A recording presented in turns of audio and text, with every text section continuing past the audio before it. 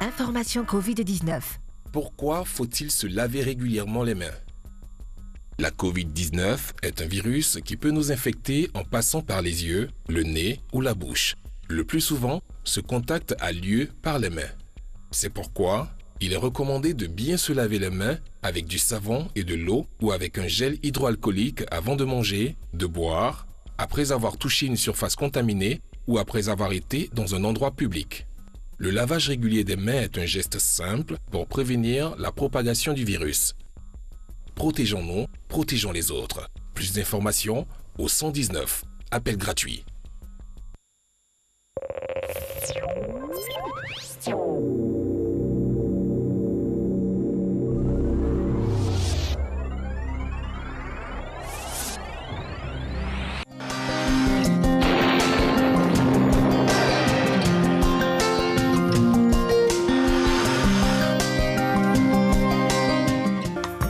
Mesdames et messieurs, bonjour. Des masses d'air resteront humides dans les régions littorales, forestières et bandes centrales au cours de cette matinée. Des pluies matinales ne seront pas écartées sur ces régions citées. En allant vers les frontières du nord du pays, les nuages seront de moins en moins denses sous un ciel totalement ensoleillé.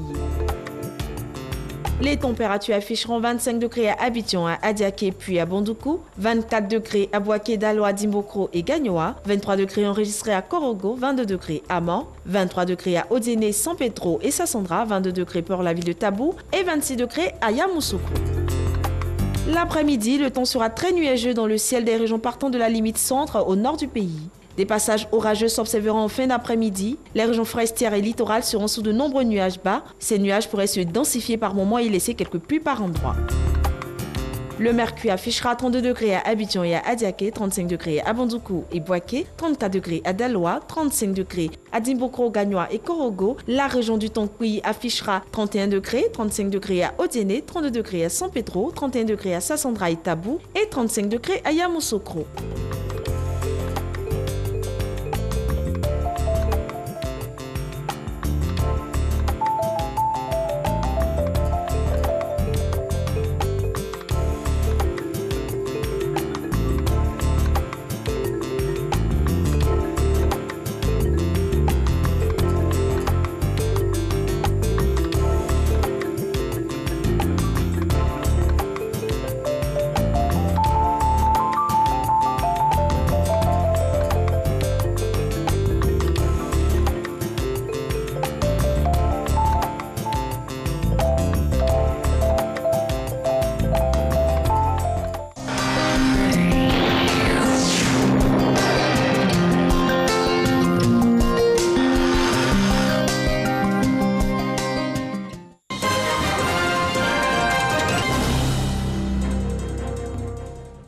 Merci de nous rejoindre dans ce 6h30. Bonjour à toutes et à tous et bienvenue.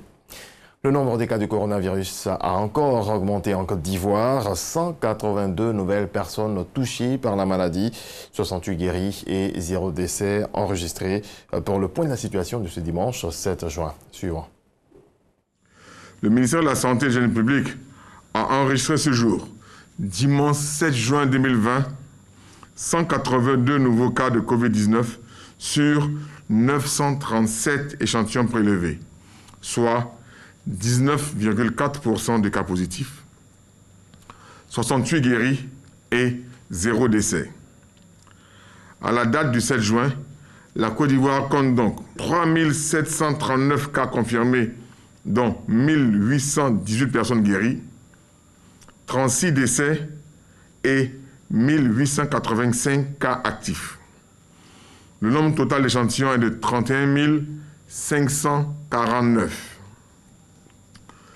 Le ministre de la Santé et de l'Hygiène publique constate un relâchement dans le respect des mesures barrières, notamment le lavage régulier des mains avec de l'eau et du savon et le port de masque lorsque nous sommes dans des lieux publics. Ces mesures ont pour objet de vous protéger et de protéger les autres. Il rappelle que la pandémie n'est pas terminée et que seule le respect des dites mesures peut nous permettre de contrôler et de maîtriser la pandémie sur notre sol. Le ministre de la Santé et de l'Hygiène publique informe les populations qu'aucune attestation de négativité n'est délivrée par ses services compétents. Dès l'apparition de signes tels que la toux, la fièvre et des difficultés respiratoires, n'hésitez pas à vous rendre dans un des centres d'accueil de dépistage Covid-19 ou appeler les numéros gratuits suivants, le 101, le 119, le 125 et le 143. C'est un constat alarmant. Les cas se comptent par centaines dans notre pays depuis jeudi. La maladie se propage rapidement ces derniers jours. Le gouvernement appelle à redoubler de vigilance. Lansine Bakayoko. Les efforts du Conseil national de sécurité ne sont toujours pas récompensés. Avec plus de 3600 cas confirmés, le coronavirus poursuit son avancée en Côte d'Ivoire. Cette inflation des chiffres avec Abidjan comme principal foyer de la contamination n'inspire pas à la sérénité. L'évolution de cette pandémie dans notre pays continue d'être préoccupante et nous sommes tous interpellés, jeunes ou vieux, en activité ou non, croyants ou non croyants, dans le Grand Abidjan ou à l'intérieur du pays. L'heure est à l'action urgente pour inverser la tendance.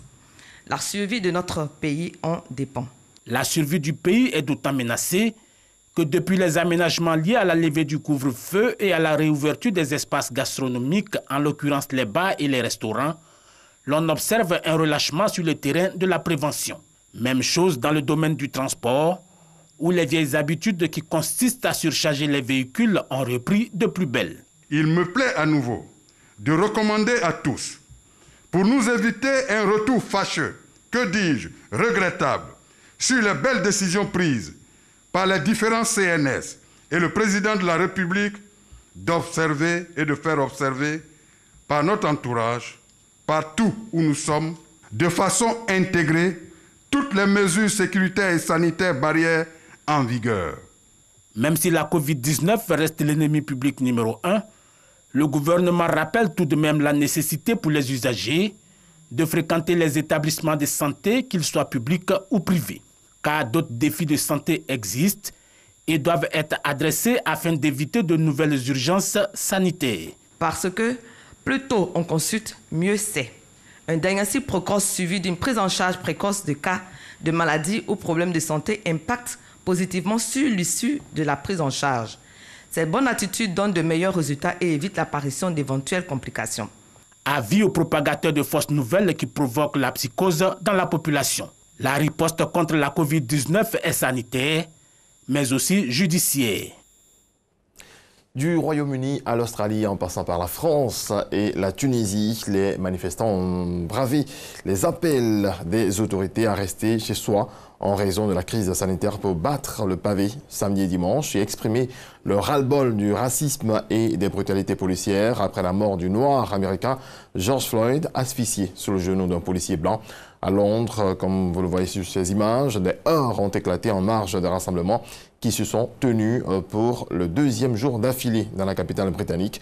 Ce dimanche, les rassemblements ont aussi gagné d'autres villes du Royaume-Uni, comme à Bristol, où la statue d'un négrier, figure emblématique de la ville, mais contestée de longue date, a été déboulonnée avant d'être jetée dans la rivière.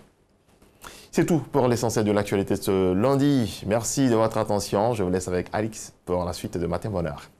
Merci Papa Régis, car voilà, c'est la projection qui arrive bientôt, la célébration des pères. Et puis cette année, on va faire l'effort de vous célébrer au même titre que les mères.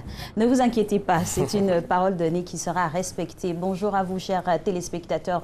Au lendemain donc de la célébration des porteuses de vie et donneuses de vie, nous sommes très heureux de vous retrouver. En tout cas, félicitations à tous ces enfants-là qui ont fait preuve de gratitude et de reconnaissance à leur mère.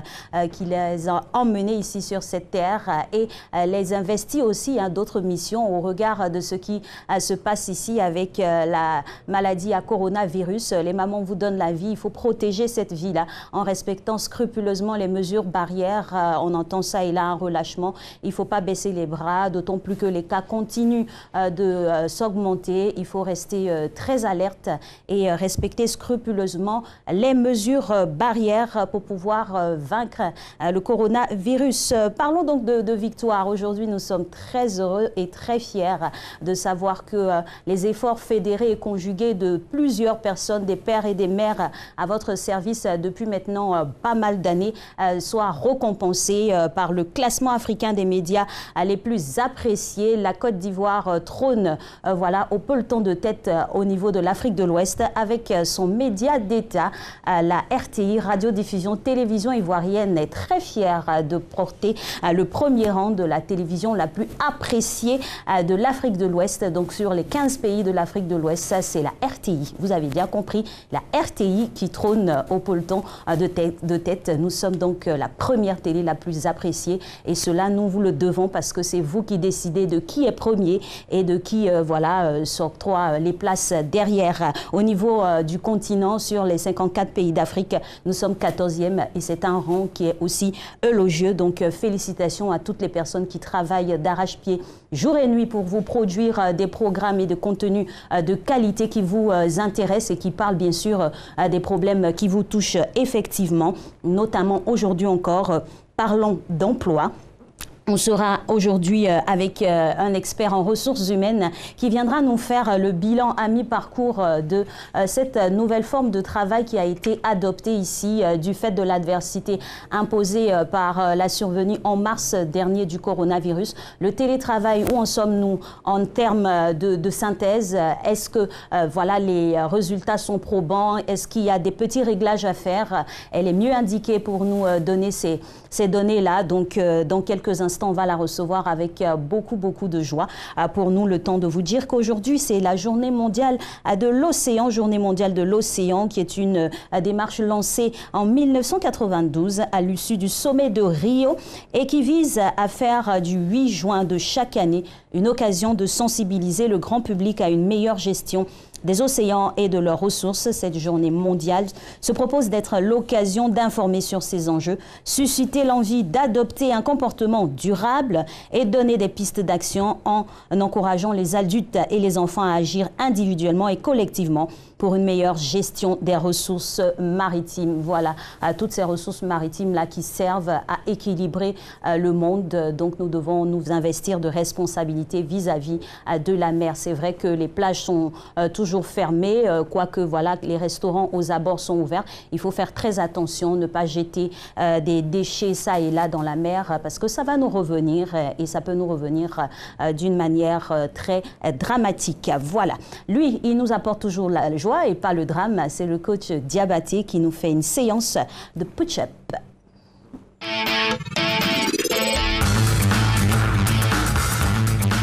Bonjour, je vous à la maison, coach Diabaté pour vous servir. Aujourd'hui, comme d'habitude, séance de fitness. Et aujourd'hui, nous allons travailler plus sur les pompes. Ok? Vous placez derrière vos tapis, vous vous mettez en position derrière vos nattes, vos serviettes et autres pour la séance. Doucement. Ok. Doucement. Sors la main. Flexion. Coude. Bouge. Continue. Bouge. Continue. Regarde droit devant toi avec le sourire.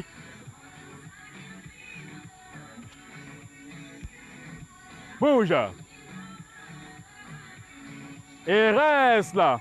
Flexion poignet.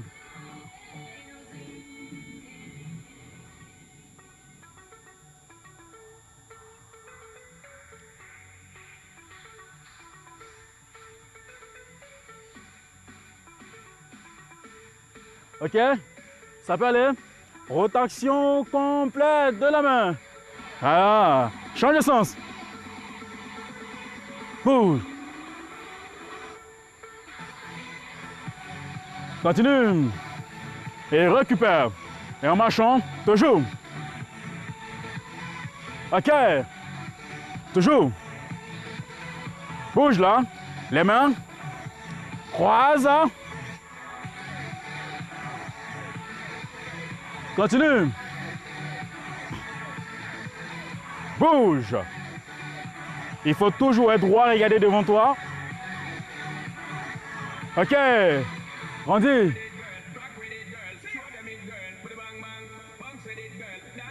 Et descends tout doucement.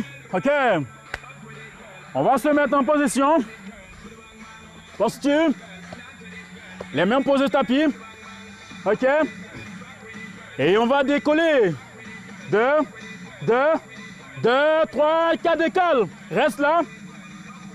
Et descends. Bouge. Continue. Continue.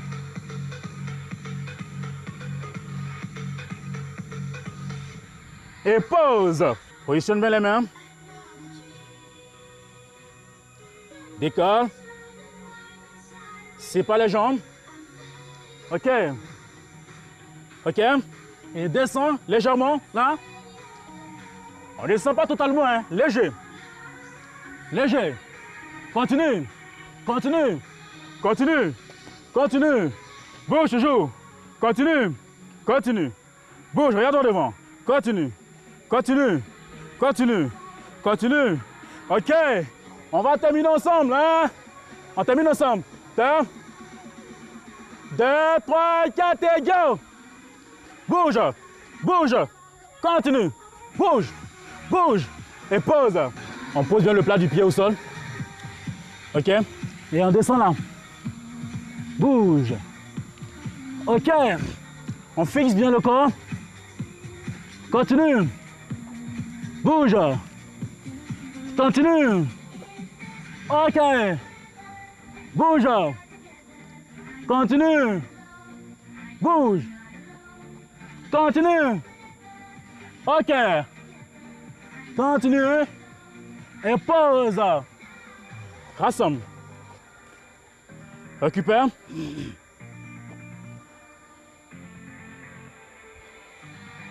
Ça peut aller. Dernière série de pompes. Avec genou au sol. OK. Dernière série. Ça peut aller.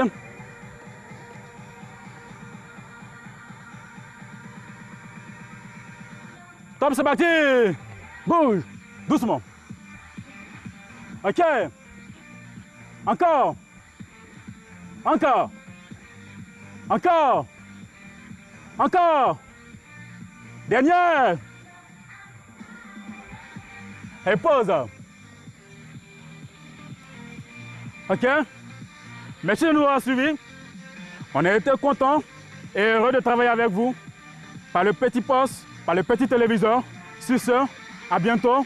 Le sport, c'est dur, c'est difficile, mais c'est vie.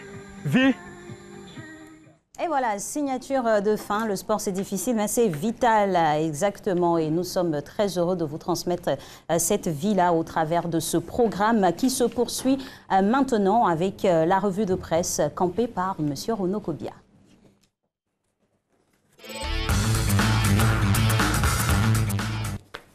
Bonjour Renaud. Bonjour Alix. C'est bien passé la fête des mères? Oui, bonne fête encore. Merci. À toutes les mamans et surtout à vous particulièrement. Merci infiniment. Alors, on démarre cette revue de presse avec les activités de démarrage des épreuves de DPS du BEPC. C'est aujourd'hui que démarrent ces épreuves du BEPC et pour ces épreuves qui vont s'achever le vendredi prochain, des dispositions particulières en rapport avec le respect des mesures barrières ont été arrêtées par le ministère de l'Éducation nationale. Ainsi, à titre d'exemple, chaque centre de composition recevra un maximum de 200 candidats par demi-journée répartis dans des ateliers de 10 membres. Autres dispositions, ce sont le port du masque, le lavage des mains et la désinfection du matériel qui seront exigés aux examinateurs et aux candidats dans chaque centre. On a envie de leur souhaiter bonne chance pour ces épreuves-là. On reste dans le giron de l'éducation avec un CAFOP fermé après la découverte d'un cas à coronavirus. Ce centre d'animation et de formation professionnelle, c'est celui de la ville d'Aboisseau. Il a été fermé par les autorités préfectorales de la région du Sud Comoué après la confirmation de 4 cas de contamination à la Covid-19 en son sein. Selon Soir Info, les malades ont été transférés au village des technologies de l'information et de la biotechnologie Vitib de Grand-Bassam pour la prise en charge, tandis que les 104 pensionnaires de l'internat de l'établissement sont en confinement à l'Institut national de la jeunesse et des sports de Barcory. Et on souhaite qu'il n'y ait pas d'autres cas signalés après celui-là. Alors, présidentielle de 2020 prévue pour la fin d'année, les partis politiques se déploient dans le pays. Recensement électoral et identification, RHDP, PDCI, RDA, FPI, EDS, tous sur le terrain. C'est ce que lance à sa une Fraternité Matin.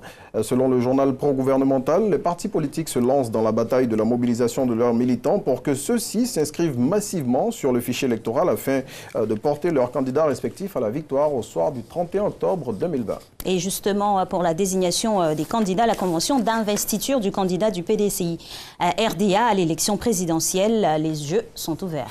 C'est ce que nous dit le Nouveau Réveil avec cette une. Le PDCI RDA lance l'appel à candidature pour son candidat de 2020. Au sortir de son bureau politique tenu la semaine dernière, le parti septuagénaire a mis en place l'organe chargé de recueillir les candidatures à l'investiture du parti.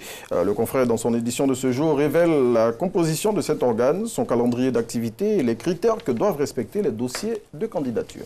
En restant qu'avec le plus vieux parti de Côte d'Ivoire, où la météo n'est pas au beau fixe, selon le quotidien Le Matin. Des jours sombres s'annoncent pour le PDCI, c'est ce que barre à sa une le confrère, selon lequel le parti créé par Félix Houphouët-Boigny risque de partir en rang dispersé à la présidentielle d'octobre 2020. À en croire Le Matin, des cadres du parti sont en colère après Henri Konan-Bédier, suite au bureau politique de la semaine dernière. Et pour marquer leur mécontentement, certains parmi eux indiquent qu'ils seront candidats à l'élection présidentielle avec ou sans la bénédiction du parti. Affaire à suivre. Classement des médias africains. Nous l'évoquions à l'entame de cette émission. Des médias les plus suivis et les plus appréciés. La RTI dans le top 15. Tout à fait. La radiodiffusion télévision ivoirienne, selon le quotidien L'Expression, s'est hissée à la 14e place d'un classement annuel des médias africains les plus suivis pour cette année 2020. Avec ce rang, la RTI, seul média régional à figurer dans ce palmarès au nord de l'Afrique de l'Ouest. À noter que la Maison Bleue dans ce classement a supplanté France 24 et Trace Africa qui sont respectivement logés à la 15e et à la 18e place. Exactement. Après les strass et paillettes, place au charbon. On referme la revue de presse avec un personnage atypique. Et ce personnage, le voici, il se fait appeler Thanos. C'est un amoureux fou des bijoux et sa passion pour les accessoires en métaux, il l'affiche clairement. Tenez-vous bien, cet individu porte en permanence sur lui plus de 150 bagues et bracelets en or, il faut le faire. Et ce personnage en or réside dans la commune de Koumassi où, vous l'imaginez, il ne passe pas inaperçu. Ça c'est clair, c'est sûr qu'il a été bercé aussi par les années Barracuda. J'imagine. Exactement. Parce que pour porter autant de bijoux sur soi, il doit porter, j'imagine, environ 50 kilos de métaux sur lui. Waouh. Dis donc, il faut aimer les bijoux alors. Franchement. Merci à vous. C'est vrai qu'on ne va pas vous orner de bijoux, mais peut-être... non, comme lui, je ne pourrais pas. Voilà, Deloge, vous féliciter pour votre travail au quotidien. Oh là là. Merci beaucoup. Merci infiniment. Merci. Et puis on se retrouve très bientôt. Oui. Allez, belle journée à vous. Après-demain, c'est ça? C'est ça, après-demain. Voilà. Nous, on poursuit ce programme avec maintenant sa phase thématique du jour, à savoir l'emploi, avec aujourd'hui en sujet principal le télétravail, cette forme d'organisation-là du travail qui permet aux salariés de pouvoir exercer leur activité depuis leur maison. Aujourd'hui, beaucoup prisé et connaît un essor phénoménal au sein des différentes organisations, bien évidemment, du fait de la survenue de la Covid-19 dans les différents pays. En Côte d'Ivoire, elle a été adoptée. Donc aujourd'hui, comment faisons-nous le bilan de cette nouvelle forme de travail avec Madame Aniela Vekakou que vous allez voir dans quelques instants. Il faut se dire que voilà, c'est la coupe à adopter maintenant. C'est comme si j'étais en face de ma jumelle, c'est magnifique. Et on est très heureuse de pouvoir trouver des points de similitude comme ça au niveau de la coquetterie. Mais il y en a dans la tête. C'est ça le plus important. Bonjour à vous. Bonjour, et on se voit juste après jingle.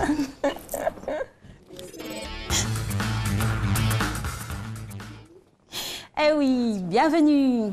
Merci. Ça s'est bien passé, la fête des mamans? Ça s'est très bien passé, très lumineuse, merci. Ah, super. Alors, une maman compétente, responsable en ressources humaines sur ce plateau aujourd'hui pour nous parler du télétravail qui a été adopté, hein, cette forme de travail, cette réorganisation de travail adoptée voilà, pour pouvoir faire face à la difficulté que nous a imposé le Covid-19. Où en sommes-nous aujourd'hui? Alors, déjà, je pense qu'il est peut-être intéressant de rappeler cette définition du télétravail. Exactement. On n'aura jamais autant entendu parler de télétravail. Pourquoi? Parce que c'est finalement un mode de travail qui est entré dans nos vies de façon très brusque en mars dernier et que finalement, on se rend compte pour parler d'un bilan que c'est le grand gagnant de cette crise sanitaire. Voilà, à contre-cœur pour certains parce qu'il a été un peu compliqué à mettre en place, voire pas du tout possible même d'être mis en place dans certains secteurs d'activité. Donc simplement pour rappel, le télétravail va consister à faire travailler un salarié en dehors de son lieu de travail habituel, en dehors du siège en fait de travail. Donc cela peut être à son domicile, comme cela peut être dans un autre environnement identifié. Donc j'insiste bien parce que avec la crise de la Covid-19, on a été contraint de travailler depuis chez nous, mais la définition même du télétravail, c'est travailler en dehors du lieu habituel, enfin du siège, des bureaux de l'entreprise. Voilà.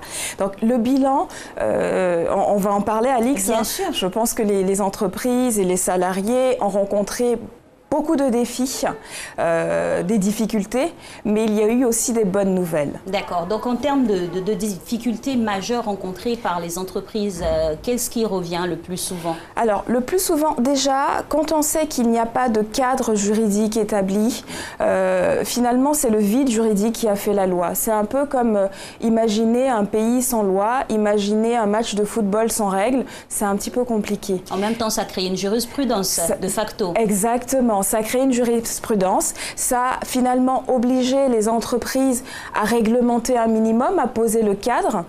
Et c'était d'ailleurs notre conseil, hein, nous en tant que consultants, de vraiment aviser les entreprises et qu'avec leur département des ressources humaines, avec la direction, ils puissent vraiment fixer, on va dire, un cadre, mais qui soit bienveillant pour les salariés, pour leur manager. Donc le premier défi déjà, c'est quand même finalement ce cadre juridique inexistant, qui fait que quand il n'y a pas de règles établies, c'est un petit peu compliqué, on ne se comprend pas, ça ne permet pas la communication. On a eu aussi le fait que les salariés, de fait, qui sont entrés de façon très brusque dans ce télétravail, du jour au lendemain, ont dû travailler depuis chez eux. Mais avec quel outil? Avec quels moyens? Alors là, c'était vraiment, je dirais, le défi majeur, parce que toutes les sociétés ne s'étaient pas forcément préparées, n'avaient pas anticipé.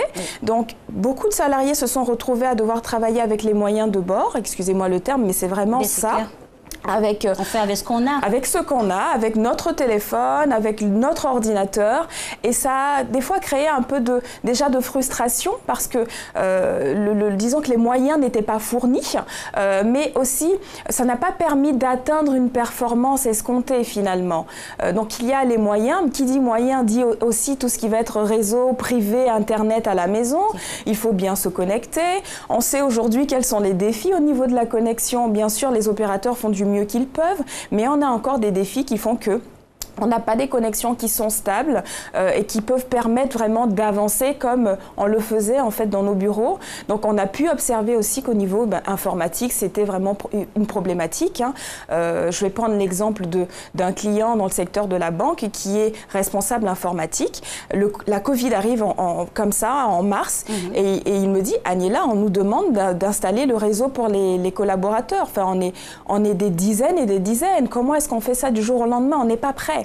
Et chacun peut-être à son domicile, donc il faut voilà, une certaine logistique et une certaine organisation. Complètement, qui est très lourde et qu'on ne peut pas juste en quelques jours mettre en place. Voilà. Donc il y a eu ça, il y a eu effectivement, pour faire une petite ironie, le Zoom, parce que c'est un outil. Tout le monde a bifurqué Tout le monde a bifurqué sur Zoom, mais moi je vais parler du Zoom dans la vie privée. Parce que finalement, le fait de travailler à la maison, certains salariés, du fait de ne pas être assez préparés, certains managers, du fait de ne pas être assez préparés, ont développé une espèce d'angoisse de se dire est-ce que mon salarié, est-ce que mon collaborateur travaille. Donc c'est vraiment le zoom dans la vie privée. On est à la limite, pour certains cas, observé de plaintes, de harcèlement même. Oui. Voilà, donc ce débordement-là, on ne sait plus... Il y avait le côté inquisiteur du manager qui était omniprésent. Beaucoup de salariés, en tous les cas, sont pleins. Il y a eu même, là je parle vraiment du vécu et de l'observation en tant que professionnel, consultant, des plaintes de la part de... En fait, vraiment des défis côté salarié, défis côté manager, défis côté entreprise. Il y a aussi donc une commerciale qui disait, maintenant les clients nous appellent à n'importe quelle heure, donc moi je ne sais plus comment faire, je ne sais pas à quel moment répondre, à quel moment pas répondre. Je me retrouve finalement à être tout le temps au téléphone, encore plus qu'avant où j'avais pour le coup un cadre précis. Donc il y a vraiment tous ces éléments qui font que, n'étant pas assez préparés, n'étant pas conditionnés, certaines entreprises ont effectivement observé une baisse de la productivité, une baisse de la performance. Des managers n'avaient pas les outils pour pouvoir contrôler en fait leurs salariés. Donc c'était une espèce de, je dirais, de flou un peu artistique dans lequel chacun a dû faire au mieux, mais en n'étant pas assez en fait préparé. Donc un sacré challenge finalement pour les entreprises, mais également pour les salariés, avec une vraie problématique du bien-être. Quand on sait que, logiquement, quand on met en place, quand le télétravail est choisi et non pas vécu de façon brusque et imposé du jour au lendemain, cela devrait contribuer finalement au bien-être du salarié.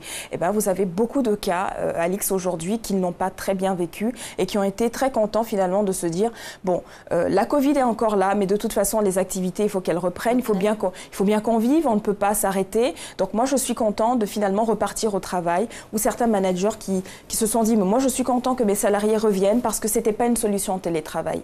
Pour autant, je voudrais vraiment sensibiliser parce qu'aujourd'hui, quand on observe que les États-Unis ont eu moins de mal, en tout cas avec le télétravail, que des pays comme la Côte d'Ivoire ou que la France, où finalement ce mode de travail est arrivé il n'y a pas très longtemps. La législation en France, c'est 2017. En tant que telle ici. Oui, c'est 2017, il n'y a pas longtemps. En 2020, il y a 3 ans.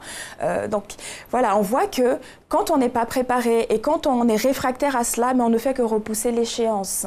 Parce que finalement, quand c'est bien organisé et quand c'est maîtrisé et quand on s'habitue, ça permet finalement une performance. Voilà. Et c'est ce que je vais vous partager dans la deuxième partie. Bien sûr, évidemment, parce que l'option du télétravail a été soumise, bien sûr, à ces performances déjà constatées, ça et là, dans d'autres pays qui l'ont adopté.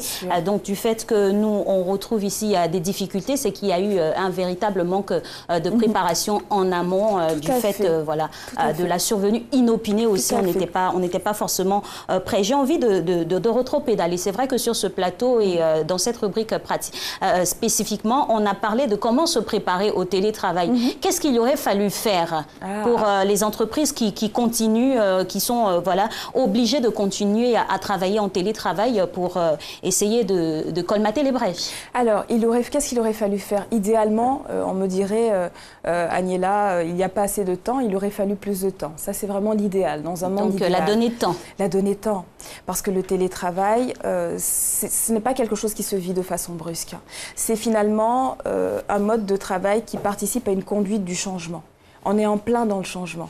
La crise, en fait, la crise sanitaire, la Covid, c'est une crise. C'est clair. Voilà. Et dans le monde, on qui ne prévient pas, qui dit crise, on peut voir venir, on peut baliser, mais celle-là, on ne l'a pas vu venir. C'est ça. Et c'est aussi quelque part de nous rappeler que tous les éléments ne sont pas maîtrisables dans la vie. De rappeler aux entreprises et aux hommes que nous sommes que tout n'est pas maîtrisable. Et donc, même, il faut intégrer qu'il faut se préparer à l'imprévu. Voilà. Et ça demande de l'organisation, ça demande de l'anticipation, ça demande de la réflexion dans le cas où demain les choses ne se passent pas comme maintenant, comment je fais? On se pose et on réfléchit et on met en place des stratégies, plusieurs stratégies qui peuvent aider. Dans l'idéal, le télétravail c'est quelque chose qui se teste déjà. Il faut déjà dans l'esprit, vraiment dans l'esprit, que ce soit intégré auprès des ambassadeurs, que sont les salariés, que sont les dirigeants, comme étant une vraie méthode qui permet la performance. Il y a un véritable travail de préparation à faire en amont et puis il y a la stratégie à déployer derrière qui se décline en plusieurs points. On va y revenir. Le temps pour nous d'aller pour la pub. Dans ce contexte difficile lié à la pandémie de la Covid-19, la Direction générale de la RTI remercie ses annonceurs pour leur confiance et leur fidélité. Le groupe RTI reste mobilisé aux côtés du personnel de santé, des forces de sécurité et de l'ensemble de la population ivoirienne pour contribuer significativement à l'effort collectif de lutte contre la pandémie de la Covid-19. RTI, la marque du service public.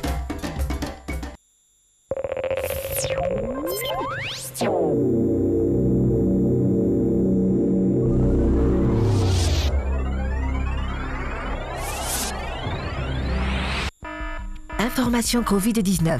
Pourquoi faut-il se laver régulièrement les mains? La Covid-19 est un virus qui peut nous infecter en passant par les yeux, le nez ou la bouche. Le plus souvent, ce contact a lieu par les mains.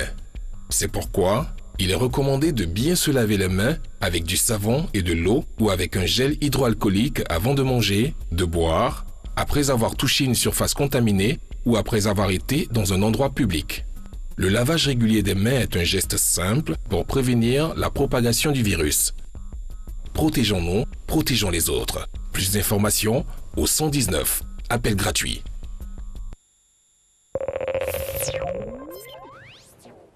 Et voilà, de retour sur le plateau de votre matinale. Nous poursuivons les échanges en compagnie de Madame Amélia V. Kakou, qui est responsable ressources humaines, qui rend heureux tous ses employés aujourd'hui. Ces employés qui sont peut-être loin d'elle du fait du télétravail de plus en plus, avec la survenue du coronavirus depuis mars. Aujourd'hui, où en sommes-nous? Nous parlions bien sûr de la préparation en amont pour pouvoir même instituer le télétravail qui passe par quelles étapes? Alors, la préparation en amont, comme je disais, idéalement, c'est le facteur temps. Donc, je pense que vraiment, ce qu'il faut retenir de cette crise qui n'est pas terminée, c'est que l'anticipation est importante dans nos environnements. L'organisation, le fait de prévoir et de prévoir plusieurs cas de figure en cas de crise, parce que hélas, on va vivre d'autres crises. Voilà. Et ça fait partie du monde, ça fait partie de notre vie, de pouvoir anticiper. Dans l'idéal, c'est vraiment mettre en place les outils qu'il faut, mais aussi pouvoir identifier les meilleurs ambassadeurs dans une entreprise pour pouvoir porter le projet du télétravail. Ça passe pas uniquement par les DRH, parce que c'est vrai qu'on a beaucoup acculé les DRH, c'était les magiciens qui devaient trouver les solutions. Voilà, et puis tous les autres observaient. Mais non, il y a... Tout le monde devrait être mis à contribution face à cette difficulté. Tout le monde doit être mis à contribution. Il faut mettre en place idéalement des projets pluridisciplinaires. Ça veut dire quoi? Ça veut dire effectivement déjà une direction qui a dans la culture inculqué à ses salariés que le télétravail effectivement est un mode et qui communique auprès de ses salariés vraiment en mettant en lumière les avantages et les inconvénients. On ne va pas y revenir parce que ça a été évoqué plusieurs fois sur le plateau. Exactement. Mais le fait de le marteler va permettre finalement le changement. Vous savez, quand on change d'habitude du jour au lendemain, on ne peut pas être dans les nouveaux comportements comme on l'était avant. C'est clair. Je défie toutes les sociétés qui, demain, si on est amené à vivre une nouvelle crise, elles seront plus préparées au télétravail. Oui, c'est clair, parce que, voilà, soumis à cette crise-là, on en tire les conséquences. Les conséquences. Et c'est dommage d'attendre l'urgence, en fait, finalement, pour réagir et d'agir en pompier. Parce qu'on n'est pas forcément performant dans ce cas de figure. Je sais que beaucoup d'entreprises ont été découragées. Pour certains secteurs d'activité même, ça ne s'applique pas, le télétravail. Donc, l'industrie, sur des chaînes de production, on ne peut pas demander aux ouvriers de rester chez eux. C'est pas possible. Mais pour certains secteurs, ça peut fonctionner. Et pour ces secteurs-là qui, pour la plupart, en tout cas la moitié par rapport au sondage, sont découragés et se disent « c'est pas pour nous », moi je vous incite vraiment à continuer à essayer, à mettre en place, parce que le facteur temps va jouer. Le facteur temps va permettre que cela soit vraiment intégré et inculqué. On ne peut pas avoir une success story du jour au lendemain. C'est quelque chose qui se travaille, c'est un cheminement. Les États-Unis ont commencé depuis des années et des années à télétravailler. Donc c'est encore nouveau Voyez, je vais donner un exemple. Si vous avez toujours eu l'habitude de porter du rouge, vous vous sentez bien dans le rouge, demain on vous dit mettez du bleu. Enfin, ça va vous prendre du temps finalement de demander. Alors, je suis on est sceptique au changement, surtout quand il est brusque et brutal. Ça. Mais il faut quand même se donner des moyens pour pouvoir y arriver. Justement, parlons de secteurs d'activité au niveau de la Côte d'Ivoire.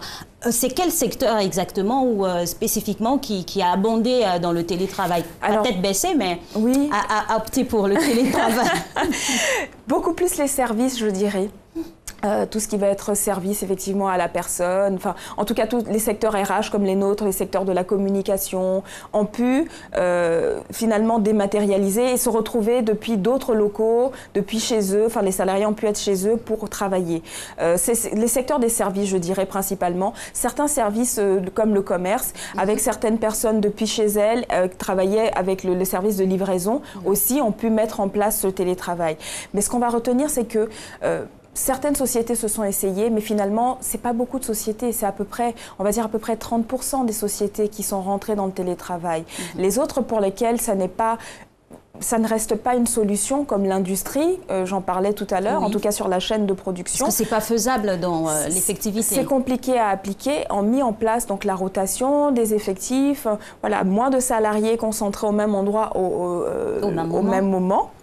Mais voilà, les secteurs des services principalement ont pu mettre en place cette méthode de travail-là. C'est vrai qu'en amont, on parlait du vide juridique qu'a créé cette forme de travail-là, dans laquelle les entreprises se sont versées. Alors, les points de convergence avec les autres entreprises, parce que les entreprises sont régies par des lois. Oui. C'est clair. Donc aujourd'hui, si on arrive à télétravailler, on est en train de sortir peut-être encore de cadres juridiques et de contrats avec d'autres structures. Comment on a fait au mieux pour pouvoir continuer de travailler quand même? Alors, on a fait au mieux, idéalement, en respectant les mêmes règles appliquées sur le lieu de travail que depuis la maison. Ça, c'est dans l'idéal. Dans la pratique, le bilan nous montre, et le retour des salariés et des managers qui ont fait appel à des structures comme la nôtre, justement, pour être formés, être accompagnés, tellement ça n'était pas le cas. On s'est rendu compte qu'il y a eu un débordement, il y a eu un manque de préparation, parce qu'on va changer finalement d'état d'esprit. Télétravailler, ça demande une très forte automotivation de la part d'un salarié. Ça demande de pouvoir s'organiser, ça demande de pouvoir aménager un espace de travail. Vous avez aujourd'hui en Côte d'Ivoire des salariés pour qui ça n'est pas possible. Un espace de travail quand ils sont, j'exagère, 10 au mètre carré dans leur maison, sans connexion Internet. Enfin, comment est-ce que c'est possible? Et ça, c'est ce qu'on a observé finalement sur le terrain. On a dit, allez télétravailler, et tout le monde est parti chez lui, et puis finalement, certains managers étaient paniqués parce qu'ils devaient rendre des comptes à la direction et ne savaient plus comment faire, en fait. Donc, c'était quand même un flou artistique. Je ne dirais pas qu'on est principalement sur une success story pour ce télétravail aujourd'hui. Pas de langue de bois, mais on s'est essayé dans la douleur. On s'est essayé dans la douleur et mon conseil, c'est quand même de maintenir, parce que cette douleur, elle dit quoi? Elle dit que ça veut dire qu'on n'est pas préparé. Et qu'il faut se préparer plutôt que d'abandonner. Finalement, ça devient un test pour les éventuelles crises et surtout pour les autres entreprises qui n'ont pas peut-être voulu franchir le cap. Exactement. Pour qui, finalement, c'est une culture. Quand vous êtes dans une entreprise où le présentiel, c'est vraiment la référence, pour qui, dès que je ne vois pas mon salarié, mon collaborateur, ça veut dire qu'il s'amuse. La distanciation des vies aussi. La distanciation des vies. Alors ça, c'est dans les deux sens, parce qu'on peut économiser sur du temps de trajet, qui est stressant en soi, parce qu'il faut faire un calcul. Une personne qui est à 45 minutes, 1 heure de son lieu de travail, c'est 2 heures par jour, c'est à peu près 3 mois dans l'année de temps de trajet. Et finalement de stress. Et parlons de dissociation même des vies. On a la vie professionnelle et la vie privée. Il y a des salariés forcément qui n'ont pas envie qu'on constate leur intérieur. Il y avait cette petite blague là du manager qui dit à son employé, je ne savais pas que c'était comme ça chez toi, j'espère petit que tu touches pas dans la caisse. Exactement. Donc voilà, il y a ce petit nid qu'on a envie de couver, pas forcément dévoiler. C'est ça. Il y a la culture et puis il y a vraiment tous les mécanismes qu'il faut mettre en place en passant justement par ces services et ressources humaines-là, et puis tout ce qui est service juridique. Voilà. Mais il y a des success stories, il y a des entreprises pour qui ça a fonctionné. Je vais donner l'exemple d'un dirigeant qui, dès qu'on reprend, dit pendant 2 mois, on n'a pas travaillé, et qui finalement, sa DRH montre les résultats et qui dit ben, je vais mettre ça en place. On va y revenir sur cette belle histoire qui va sûrement inspirer plus d'une entreprise. Le temps pour nous de partir pour l'élément qui nous est proposé par Emmanuel Bonzo, bien sûr en référence avec le sujet du jour, à savoir le bilan du télétravail.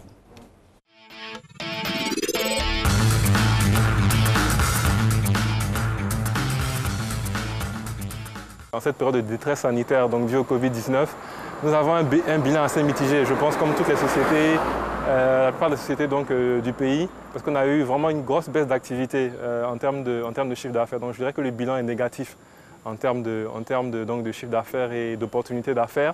Mais en termes de manière de travailler, de cohésion d'équipe, je dirais que ça nous a fait grandir en tant qu'équipe, puisqu'on n'avait plus la possibilité forcément de se voir donc tous les jours.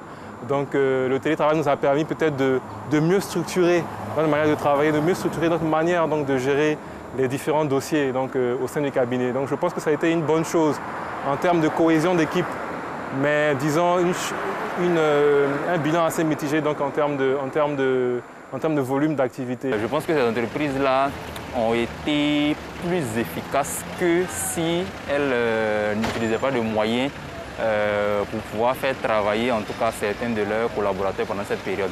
Donc ça réduit en fait les pertes de certaines entreprises par rapport à la situation.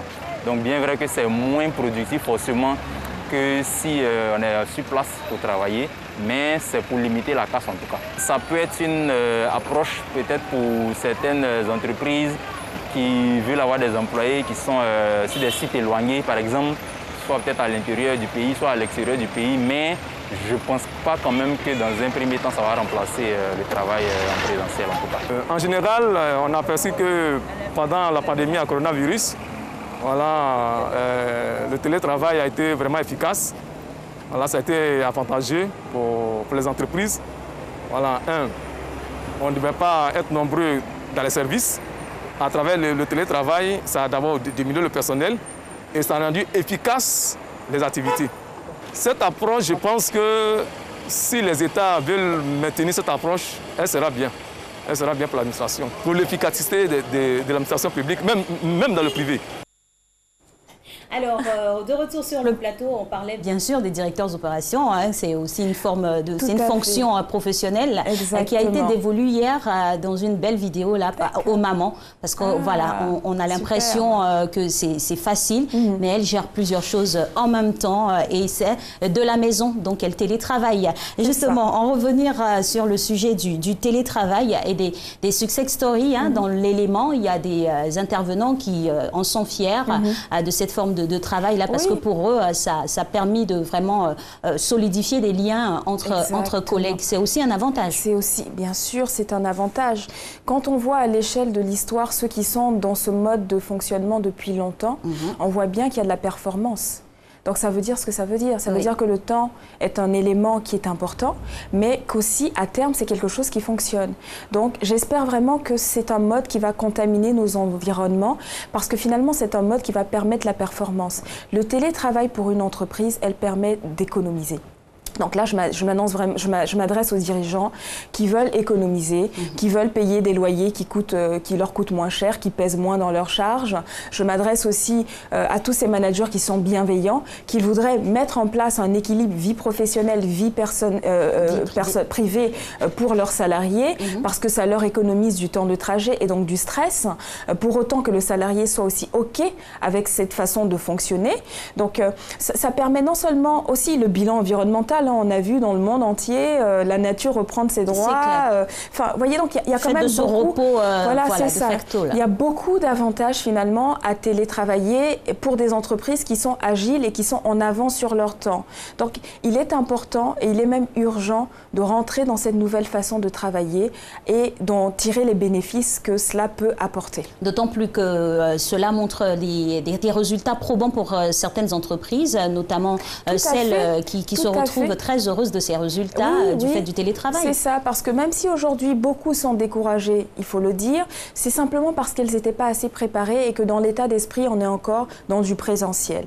Pour d'autres, et là j'ai un exemple vraiment d'une structure qui était dans le présentiel, le dirigeant quand il reprend, il dit « Pendant 2 mois, il ne s'est rien passé, je suis sûr qu'on a perdu de l'argent, on se remet tous à travailler, on travaille encore plus fort. » Et en fait, la DRH et les différents directeurs de département montrent les résultats.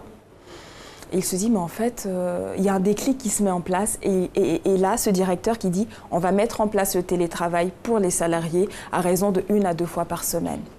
Pour cet exemple précis, qu'est-ce qui a joué en la faveur de cette performance inopinée finalement? Des ambassadeurs, une DRH qui est dans la vision de, effectivement, il faut anticiper, il faut aller vers ces modes de travail, donc qui va mettre en place avec les partenaires du système informatique, ce qu'il faut comme environnement finalement pour l'entreprise, et puis aussi finalement du cas par cas, qui est vraiment très proche des salariés, qui va comprendre le défi de chacun et mettre en place l'environnement qu'il faut, avec la communication qu'il faut. Donc une fois que tous ces éléments, mais on va en parler dans les solutions, sont maîtrisés, et qu'on est dans cet état d'esprit, finalement les obstacles cèdent et on commence à pouvoir identifier et intégrer qu'on peut travailler en n'étant pas physiquement dans les bureaux. D'accord. Voilà, de l'entreprise. Alors, du coup, c'est un processus, on va dire, c'est une démarche à avoir, mais à avoir la tête froide. Il ne faudrait pas se précipiter tout de suite pour se dire, la solution, ce sera le télétravail. À partir d'aujourd'hui, vous restez tous chez vous. Exactement. Et puis, voilà, vos cahiers de charges vont vous retrouver là-bas. Oui, il y avait un travail en amont, il y avait du temps à se donner. Et ce temps-là, face à une telle situation, comment on se donne ce temps-là? Et qui est convoqué pour vraiment planifier les choses? Dès maintenant. Donc, j'invite maintenant les entreprises qui se sont remises dans une activité, non seulement à maintenir, mais avant tout à faire un bilan, comme on est en train de le faire là aujourd'hui avec celles et ceux qui nous suivent. Oui. Qu'est-ce qui a fonctionné, qu'est-ce qui n'a pas fonctionné? Et vraiment, j'invite à, s'ils n'arrivent pas à trouver leur solution en interne, à se faire accompagner par des structures qui sont spécialisées dans c'est une nouvelle forme finalement de travail. Oui. Donc, non seulement à mettre en place les solutions au niveau informatique, parce que sans le soutien des nouvelles technologies et tout ce qui est informatique, ça ne peut pas fonctionner, mais aussi conditionner les salariés à se dire c'est possible. Mais ça reste quand même aussi du cas par cas, parce qu'on ne peut pas imposer à celui qui n'a pas de connexion, à qui on ne donne pas les moyens et qui vit dans une maison où ils sont 50 à télétravailler, parce qu'il ne sera pas confortable à le faire. Une autre solution, c'est pourquoi pas d'envisager un autre espace qui soit peut-être un peu plus simple et qui permette aussi d'abriter en respectant aussi bien sûr les distances barrières, les mesures imposées, voilà, pour continuer finalement à travailler pour ces personnes-là qui ne pourraient pas travailler depuis chez elles. Donc c'est le moment de faire le bilan. C'est le moment de faire le bilan et justement d'identifier ce qui a fonctionné, ce qui n'a pas fonctionné pour continuer. Moi, j'invite vraiment les entreprises à continuer, à proposer cela à leurs salariés. En tout cas, mettre en place des phases pilotes. Voilà, avec certains salariés pour que petit à petit, ce soit vraiment généralisé. Voilà. D'accord. Alors pour les entreprises qui pratiquent le télétravail aujourd'hui, c'est de leur demander de faire un petit bilan à mi-parcours pour pouvoir régler les points de difficulté. Et pour celles qui n'ont pas peut-être eu le temps de le faire, de pouvoir tester le télétravail. Tout à fait. Il faut tester le télétravail. Consacrer, on ne vous demande pas de faire ça toute la semaine, mais essayez d'y dédier 1 journée par semaine, 1 à 2 journées par semaine. Et vous verrez qu'au bout de 2 mois, de 3 mois, vous ne serez pas les mêmes qu'au tout début. Forcément. Vous aurez vu ce qui fonctionne, ce qui ne fonctionne pas, et ça va vous permettre finalement de créer le cadre juridique. Le conseil aussi donné, c'était, même si aujourd'hui il n'y a pas de cadre réglementaire au niveau de la loi, mettez en place une charte dans vos entreprises qui permettent de poser les bases du télétravail, qui permettent de poser les conditions et qui sont adaptées à vos réalités. 2 entreprises ne peuvent pas télétravailler de la même façon. Donc ça reste vraiment du cas par cas. Donc mon conseil, avec ces exemples d'entreprise, je donnais cette société qui est dans le service, j'ai un client qui est dans la communication, qui a mis tous ses salariés, mais qui sont aussi quand même des salariés qui sont mûrs et qui ont eu la culture finalement un peu du télétravail. Ils ont tous été en télétravail pendant ces 2 mois, ils ont eu du mal à reprendre dans leur bureau. Parce qu'ils se sont maintenant très habitués au télétravail. Donc et les résultats étaient là. Ouais. Les résultats étaient là. Pour le salarié qui est très motivé, il n'a pas besoin qu'on soit derrière lui tout le temps pour, pour justement surveiller ce qu'il est en train de faire. Et cette entreprise se dit, mais pendant 2 mois, je n'ai pas été dans mes locaux. J'ai payé un loyer pour rien. Et bien finalement, et c'est le cas de certaines entreprises aujourd'hui, finalement... Je peux opter pour ça. La suppression de la location locale et puis... et je ne reçois pas de clients. Capitaliser sur les... Je ne reçois pas de clients. Mes salariés sont heureux, mes salariés sont motivés, ils sont responsables. Donc, je peux continuer comme ça et m'économiser ce coût du loyer qui n'est pas négligeable. Et c'est cette solution, c'est cette décision que cette entreprise va prendre. C'est une entreprise qui est dans le secteur de la communication, une start-up. Voilà, quand on est une start-up, on fait des économies. Bien sûr. Enfin, toutes les entreprises, de toute façon, font des économies. C'est ça, parce qu'il faut faire des économies pour, à terme, avoir un profit assez conséquent. En conclusion, c'est se dire qu'il faut profiler sur les différents ADN de nos entreprises et adapter le télétravail. C'est ça, se faire accompagner si on est en difficulté. La plupart du temps, on est en difficulté, c'est vrai. C'est pour ça que sa propre expérience, accompagnée de l'avis d'experts, peut permettre de mettre en place les solutions qu'il faut et les solutions qui sont adaptées à nos réalités, vraiment. Aux entreprises, je conseille de faire un bilan sur ce qui a fonctionné, ce qui n'a pas fonctionné, comprendre pourquoi ce qui n'a pas fonctionné n'a pas été. Vraiment. Et de mettre en place, de réfléchir à des solutions optimales, de se mettre au travail dans ce sens-là. Parce que le télétravail est finalement le mode d'organisation qui permet l'agilité. Et l'agilité, elle est indispensable aujourd'hui. N'attendons pas la prochaine crise pour se faire avoir encore dans ce sens et pour souffrir. Pour les managers, je dirais qu'il faut vraiment déjà se connaître les équipes, qu'il y ait la confiance, parce que sans la confiance, on ne peut rien. Et instaurer les règles de la communication. La communication, le contrôle, ça ne veut pas dire harceler, ça ne veut pas dire regarder comment sont les murs de mon collaborateur, c'est pas ça. Mettre des mécanismes en place et les appliquer progressivement pour atteindre les résultats escomptés. Merci infiniment pour toutes ces informations et ces pistes de solutions données à nos différents managers et aux employés, car vous travaillez essentiellement aussi pour rendre heureux les employés, comme quoi le télétravail a des avantages, mais il faudrait suivre la démarche idoine pour pouvoir l'appliquer. Merci infiniment d'être passé sur le plateau. Merci aussi à vous de nous avoir suivis de partout dans le monde. On se retrouve avec grand plaisir mercredi. À demain, retrouvez le charmant Marcelin Govoy.